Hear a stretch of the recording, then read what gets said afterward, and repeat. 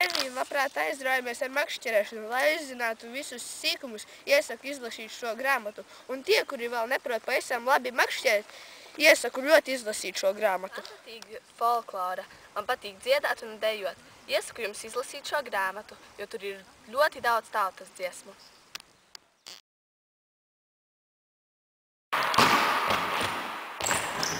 Man ļoti patīk sports, un man visvairāk patīk basketbols. Es esmu par jaunu, lai kļūtu par īstu mednieku, bet kamēr es vēl neesmu īsts mednieks, es ar savu suni Robi iešu dzinējos. Līdz man paliks 18 gadi, es iešu medniekos.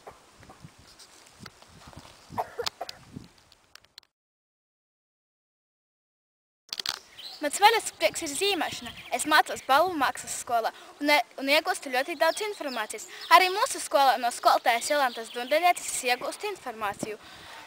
Es piedalos dažādos konkursos un ļoti daudz informācijas iegūstu no šīs rokas grāmatas zīmēšana, gleznošana. Sporta veids ir hokejs, un šī ir Dinamo Rīga gada grāmata.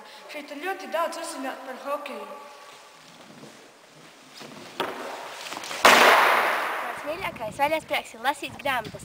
Es lasu pasaku grāmatas, stāstus, dzējoļus, romānus un arī grāmatas par sportu.